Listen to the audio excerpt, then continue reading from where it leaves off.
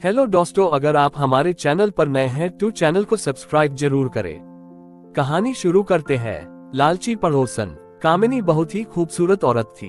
उसे अपनी खूबसूरती पर बहुत घमंड था, लेकिन उसकी शादी बहुत ही साधारण दिखने वाले आलोकनाथ से हो गई थी, जिसे वो बिल्कुल भी पसंद नहीं करती थी। आलोकनाथ दफ्तर के मार्केटिंग विभाग में क्लर्क का काम करता था। महीने के 15 दिन वो टूर पर ही रहता, तनख्वाह भी ठीक ही थी। कहानी शुरू करते हैं। लेकिन कामिनी की हर दिन नई नई फरमाइशों को पूरा करने के चक्कर में महीने के पहले हफ्ते ही उसकी सारी तनख्वाह खत्म हो जाती थी।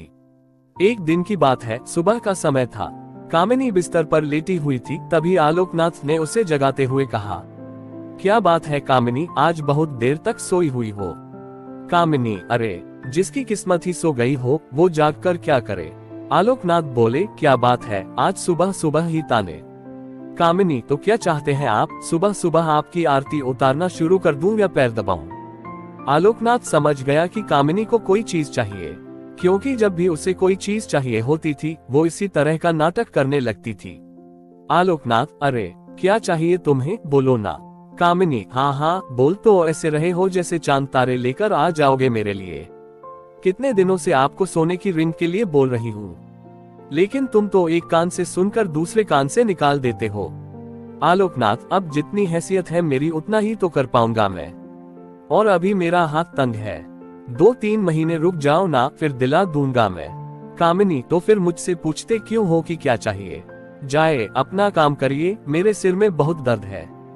आलोकनाथ क्या करता, किसी तरह कर्ज लेकर कामिनी के लिए रिंग ले आया, लेकिन कामिनी बहुत ही लालची औरत थी। उसे हमेशा कुछ नया चाहिए होता था। इस बीच कामिनी के पड़ोस में एक नया शादीशुदा जोड़ा अमन और सुप्रिया रहने के लिए आए। जब अपनी बड़ी सी कार में से अमन और सुप्रिया उतरे तो कामिनी अपनी बालकनी से उन्हें घूरते हुए सोचने लगी। कामिनी मन में, वाह कितना हैंडसम लड़का है, क्या मस्त कपल है दोनों, काफी अमीर भी लग रहे हैं दोनों, कितनी महंगी कार है इनकी, और एक मेरे पति है, न शक्ल अच्छी है और न ही कमाई।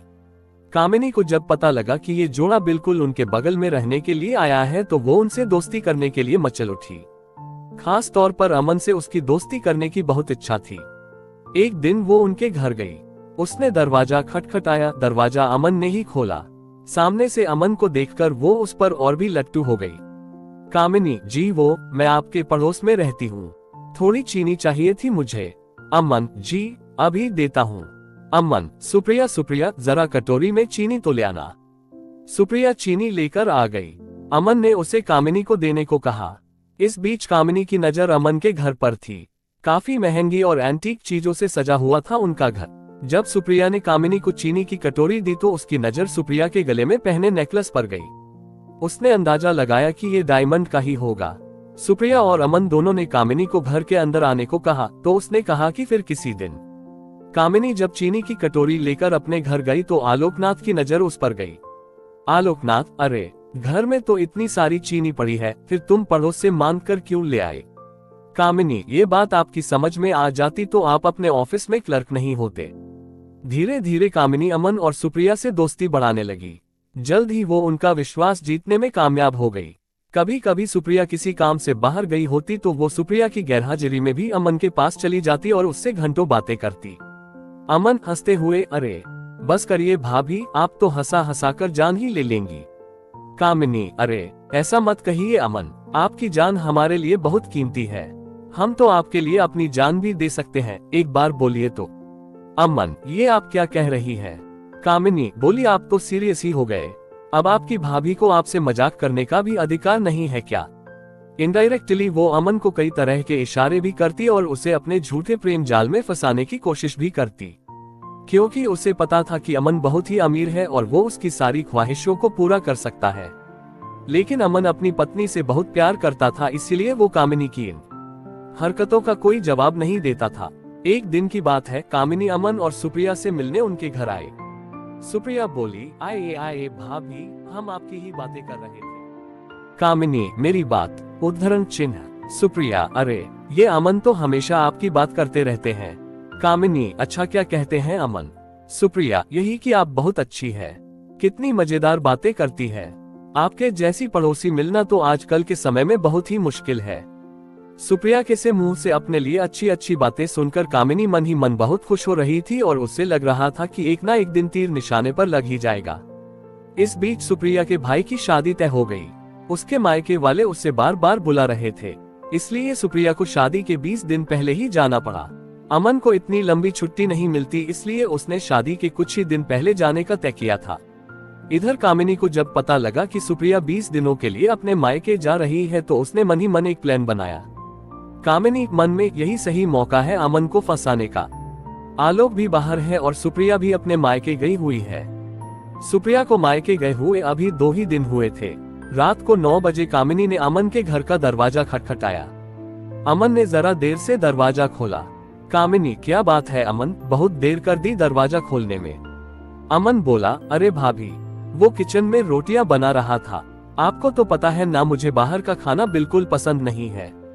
कामिनी, अरे तो मुझे कह दिया होता, मैं बना देती। लगता है आप मुझे पराया समझते हैं।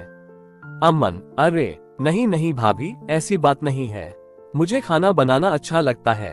कामिनी, लेकिन मुझे ये अच्छा नहीं लगता कि मेरे रहते हुए आप किचन में खाना बनाएं। कामिनी भले ही अपने घर में कम ही खाना बनाती थी, लेकिन यहाँ तो उसका मकसद कुछ और था। वो किचन में गई और उसके लिए फटाफट खाना बनाने लगी। उसने न सिर्फ खाना बनाया बल्कि अमन को खिलाया भी। अब तो कामिनी सुबह शाम उसके घर आती और उसका खाना बनाती। अमन को कामिनी का ये स्वभाव बहुत अच्छा लगा। एक दिन अमन, कामिनी भाभी, मैं आपको क्या कहूँ, सच में आप मेरी बहुत मदद कर रही हैं, नहीं तो खाना बनाना और ऑफिस भी संभालना सच में बहुत मुश्किल काम है। एक दिन की बात है, कामिनी सुबह सुबह अमन के घर आई। अमन को लगा कि हर दिन की तरह वो खाना बनाने आई होगी, लेकिन हर दिन वो 8 बजे के बाद आती थी, लेकिन आज तो 7 ही बज रहे थे। कामिनी, अरे अमन, वो क्या है ना कि आज मेरा शॉवर खराब हो गया है। बुरा ना मानो तो मैं आज तुम्हारे बाथरूम में नहा लूं। अमन ने हामी भर दी। इधर कामिनी तो किसी और फिराक में थी। उसने अमन के बाथरूम में कैमरा छुपाया और उसमें ऑटोमेटिक क्लिक बटन ऑन कर दिया। थोड़ी देर बाद वह जोर से चिल्लाई। अमन डर गया कि आखिर क्या हो गया। वो भागा भागा बाथरूम के पास गया। उसे देखकर कामिनी अचानक से उससे लिपट गई और उसे जोर से पकड़ लिया। अमन को समझ नहीं आ रहा था कि आखिर हुआ क्या है। इधर कैमरा अपना काम कर रहा था। कामिनी बहुत देर तक जब उससे लिपटी रही तो अमन को भी अब अच्छा लगने लगा था, लेकिन अचानक अमन को लगा कि उससे गलती हो रही है, इसलिए उसने उसे झटके से हटाया। कामिनी, ओह सॉरी अमन, वो क्या है ना कि नहाते नहाते अचानक से पता नहीं कहां से दो छिपकली बाथरूम में निकल आई। उसे देखकर ही मैं डर गई और जोर से चिल्ला पड़ी। अमन अब भी कामिनी से अपनी नजरें नहीं मिला पा रहा था। इधर कामिनी अपने प्लान में कामयाब हो गई थी। अमन के साथ उसकी सारी तस्वीरें कैमरे में कैद हो गई थी, जिसमें उन दोनों ने एक दूसरे को गले से लगा रखा था। अगले दिन वो सारी तस्वीरें अमन को लिफाफे में अपने घर के बाहर पड़ी मिली। उन तस्वीरों को देखकर उसका दिमाग झन्ना गया। तभी कामिनी वहां गई। उसके हाथ में भी एक लिफाफा था। कामिनी, अमन, ये देखो, किसी ने कल हमारी तस्वीरें खींच ली है। वो मुझे ब्लैकमेल कर रहा है और कह रहा है कि अगर मैं 1 लाख रुपए उसे नहीं दूंगी तो वही ये तस्वीरें मेरे पति को दिखा देगा। अमन देखो, मैं एक सीधी शादी भारतीय नारी हूँ। मुझे नहीं पता कल किसने ये हरकत की है। अमन को भी कुछ समझ नहीं आ रहा था। उसने 1 लाख रुपए कामिनी को दे दिए। हालांकि उसे कामिनी पर रत्ती भर भी शक नहीं था, लेकिन कामिनी ने एक बार फिर से उससे 5 लाख रुपए मांगे तो उसका दिमाग ठनका। फिर भी उसे ज्यादा शक नहीं हुआ। उसने 5 लाख रुपए भी उसे दे दिए। लेकिन जब अमन सुप्रिया के पास जाने की तैयारी कर रहा था तो कामिनी ने फिर से उसे 2 लाख रुपए मांगे। इस बार अमन को लगा कि दाल में जरूर कुछ काला है। हालांकि गलती उससे भी तो हुई थी। अमन ने बहुत सोचा और उसने सुप्रिया से माफी मांगते हुए उसे सारी बातें बता दी। सुप्रिया उसी समय अपने मायके से अमन के पास लौट आए। उस दिन कामिनी जब शाम को 2 लाख रुपए लेने आई तो उसने सुप्रिया को देखा। सुप्रिया को देखकर उसका चेहरा उतर गया। कामिनी, अरे तुम कब आई? सुप्रिया, जी अभी आई हूँ भाभी। उसके बाद सुप्रिया ने अमन और कामिनी की सारी तस्वीरें उसे दिखाए और कहा, सुप्रिया भाभी, आपने मुझे बताया क्यों नहीं कि कोई आपको इन तस्वीरों के लिए ब्लैकमेल कर रहा है। मैं अभी इन तस्वीरों को लेकर पुलिस स्टेशन जा रही हूँ। पुलिस का नाम सुनते ही कामिनी के होश उड़ गए। उसे अपनी पोल खुलने का डर सताने लगा। उसने पुलिस स्टेशन ना जाने की बात उनसे कही, लेकिन सुप्रिया अड़ी रही। आखिरकार कामिनी टूट गई और रोते रोते उसने अपना गुनाह कबूल कर लिया। सुप्रिया, मुझे शर्म आती है आप जैसी औरतों पर जो अपने मतलब के लिए दूसरे मर्दों को फंसाती हैं। अरे आलोक भैया, में क्या कमी है? वो बेचारे तो आपको हर खुशी देने की कोशिश करते हैं, लेकिन पता नहीं आपको ऐसा क्या चाहिए जो आपका लालच खत्म ही नहीं होता। कामिनी को अपनी गलती का एहसास हो गया था। उसने उन दोनों से माफी मांग ली, लेकिन अमन और सुप्रिया ने कुछ दिनों बाद अपना फ्लैट खाली कर दिया और वो कहीं और रहने चले गए। तो दोस्तों, आपको ये मजेदार कहानी आपको कैसी लगी, हमें कमेंट करके जरूर बताएं।